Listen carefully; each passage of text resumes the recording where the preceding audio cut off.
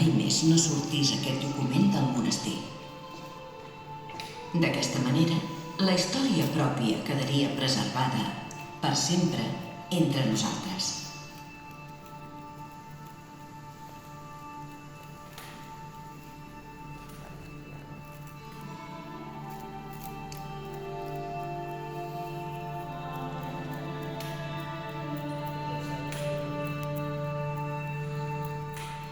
Eren un model a seguir, però també la pràctica del coneixement, l'escriptòrium, la música i després la farmàcia. Un monestir de dones, un monestir culte on es treballava. La fama de la comunitat va arribar a oïdes del rei Alfons I d'Aragó i de la seva esposa Sança, i la cort itinerant va fer diverses estades a Vallbona. El rei Alfons va proclamar Vallbona com el santuari més bonic dels seus territoris, un autèntic paradís de pietat i salvació. El monestir era un veritable refugi. Rere el rei, els comtes el transsepte, un absis i dues absidioles, murs gruixuts i llisos.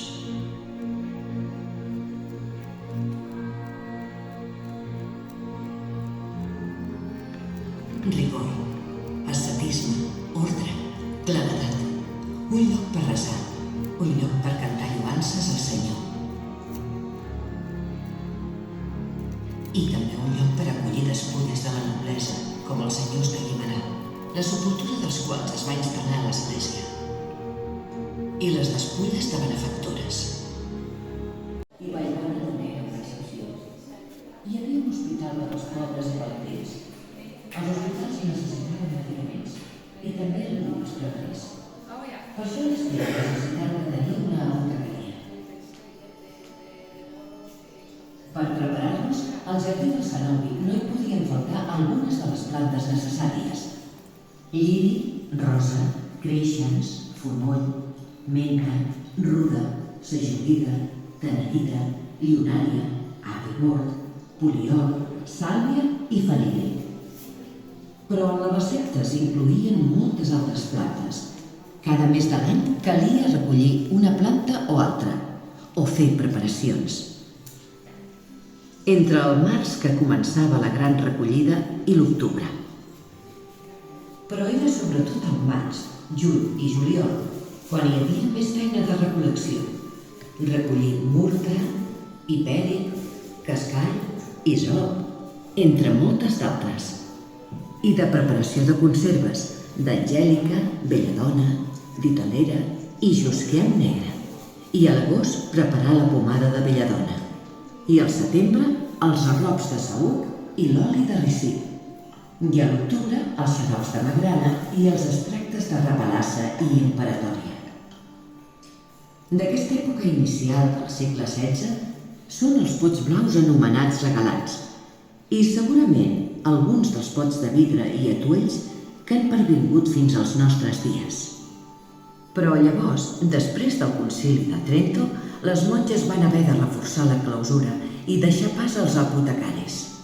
Malgrat tot, a Vallbona l'apotecaria va continuar. El monestir cedia casa i botiga a l'apotecari i accés a l'hort per les plantes remeieres. Els atuells, si l'apotecari marxava, havien de quedar al monestir. I així va ser fins al segle XIX, en què l'apotecaria es va tancar i l'extens material de farmàcia es va conservar. I és així com ara podem gaudir d'aquest conjunt excepcional, una col·lecció d'uns 50 pots de ceràmica esmaltada i decorada en blau cobalt, amb el nom dels productes que contenia, la majoria del segle XVIII.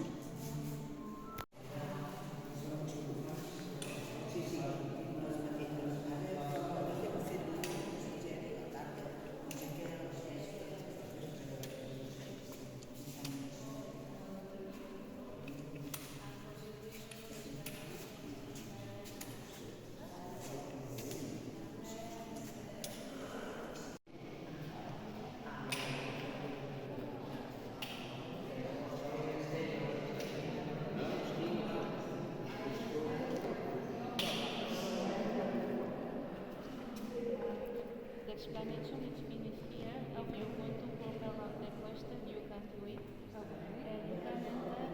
It's possible.